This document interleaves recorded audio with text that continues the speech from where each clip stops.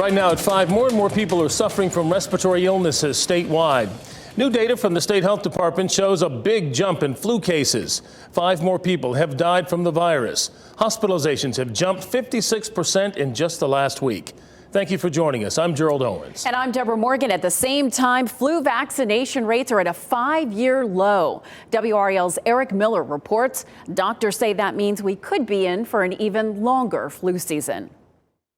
The numbers are only going up. Data from NCDHHS shows flu season is now in full swing here in North Carolina, and local hospitals are feeling that increase. Now it's about, a third of the patients that I'm seeing in the emergency room. I'd probably expect that some of those ER and urgent care wait times might be a little bit longer. The new numbers show 5 people have died from the flu in the last week, bringing the total to 14 deaths so far this year in North Carolina.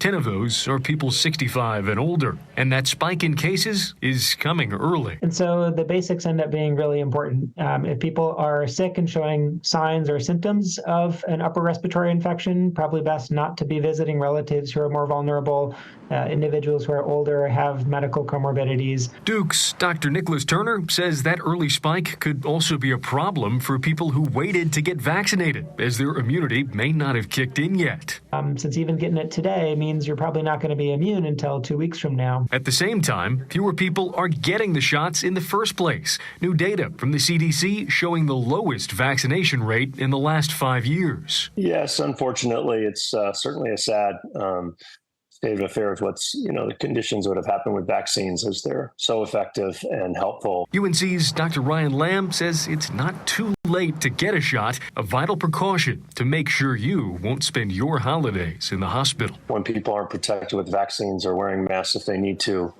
it's a scary situation. Eric Miller, WRAL News, Raleigh.